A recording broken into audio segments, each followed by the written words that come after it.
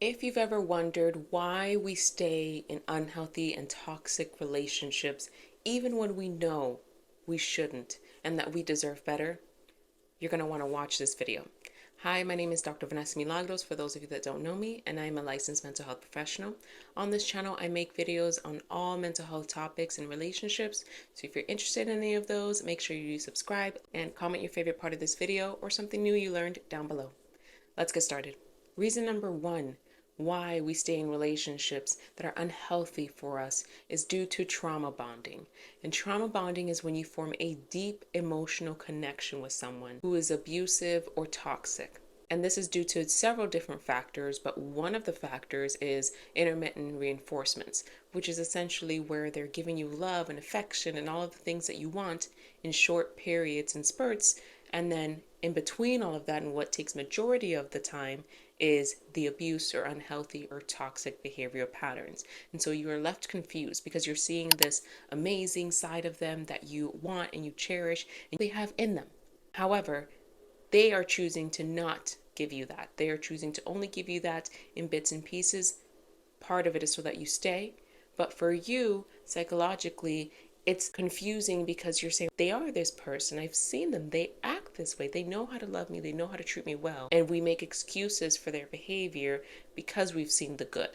But we tend to ignore the negative, unhealthy, and the toxic. So when you experience the kindness, the love, everything you want from your partner, in those moments your brain releases oxytocin and dopamine. These are feel-good hormones, right? And so we get an internal high. This is the person I want. This is the version of them that I fell in love with. This is who I want. However, they don't stay for very long. So what happens is within our brains, we are conditioned to look and search for and wait for those moments of highs where you have the dopamine release from the kind acts that they're doing.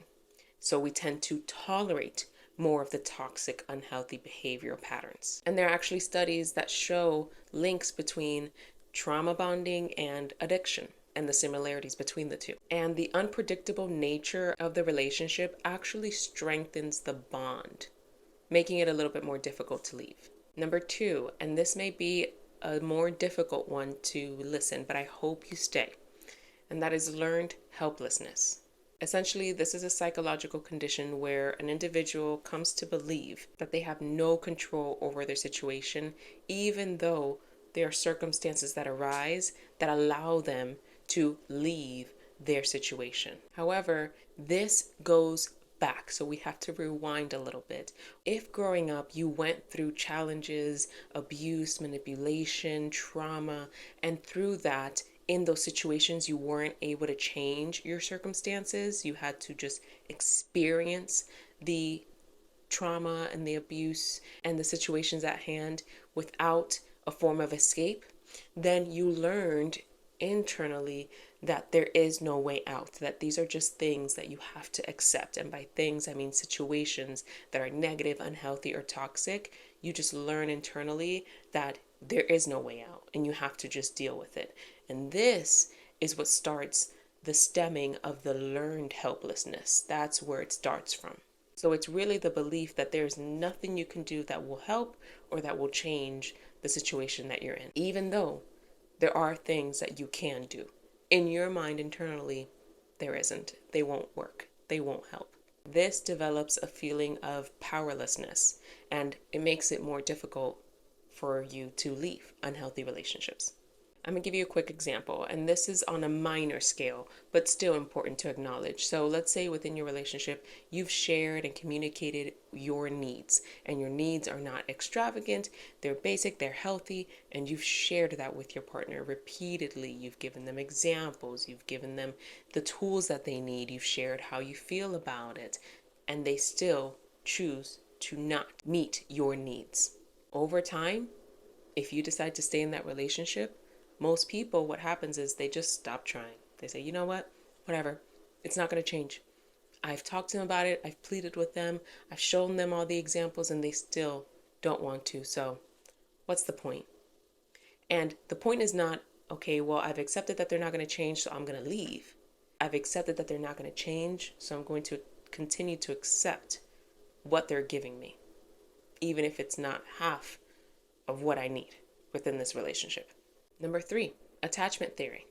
I actually have a lot of videos on the different attachment styles. So if you want to actually watch one of them explaining how they impact our relationships, click over here to see more. However, within attachment theory, it shows us 3 different ways in which we display unhealthy behavior patterns within our relationships due to what we received or did not receive from our caregivers growing up. So we have anxious attachment style, avoidant attachment style, disorganized attachment style, and then the 4th one, which is the goal, is to develop a secure attachment style. So for example, someone with an avoidant attachment style may actually be okay or find solution in being able to not get as close emotionally to someone because they didn't have their emotional needs met growing up. Maybe they experienced emotional neglect, abuse, trauma. And so for them, getting too close is really fearful for them. So they may be okay with surface level relationships and want you to feel the same. If not, if you try to get too close, they're out. So that's a way in which we can actually see how this pattern of unhealthy relationships happen and how and why people stay. So an example of this could be if someone who has an anxious attachment style, they may find excuses to remain even if it's unhealthy because they fear being alone. Number 4, it's called the sunk cost fallacy. And essentially, if you've ever heard anybody say, well, I've put in too much time, too much work, too many years, too much effort, I'm not leaving. It would be so difficult to start over. Or, have you seen the dating apps? I'm not going out there. I'm just going to stick with what I have. Those are some examples of this fallacy. And essentially, it's the buy-in of, I've already put in so much that starting over seems even more troublesome and fearful than just staying in a situation where I don't get my needs met. I'm in an unhealthy, toxic pattern, but I can justify it. And psychologists actually compare this to gambling. And when you feel as though I have to keep going, I've already put in so much money, I've already put in so much, I'm not going to leave now. And number 5, cognitive dissonance. And this essentially is a mismatch or a disconnection between what you actually believe and feel and what your behaviors are. So you justify and rationalize your choices and your decisions, even though they don't match up to what you truly feel and believe inside internally. So for example, if someone is known to be the independent, smart woman or man within their family, but yet their relationship, they are the complete opposite of this.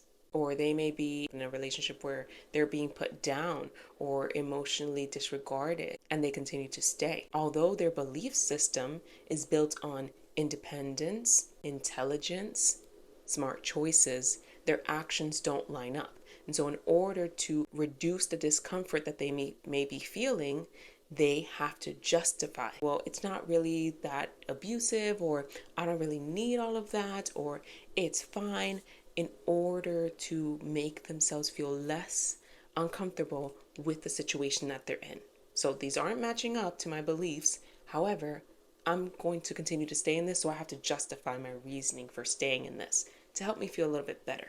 But also to convey that to people who on the outside may feel like, things aren't matching up. What's going on here? Usually what I'll hear is comments like, well, no one's perfect and there's not a perfect relationship, or I can help them through that, or I'm not just going to throw them out the door just because they did something I don't like, or they're not that bad, or even, well, when it's good, it's great, but when it's bad, it's really bad.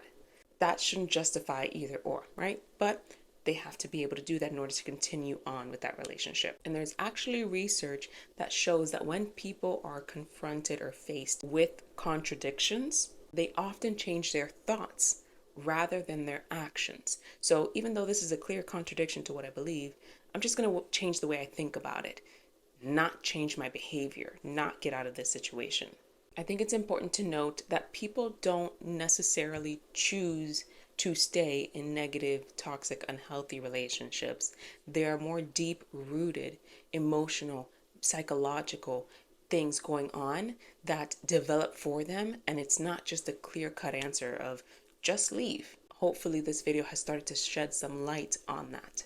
If you have any questions for me or any video suggestions, leave them down below. Thank you so much for being here, and don't forget to subscribe and like and watch this video or this video next. Take care.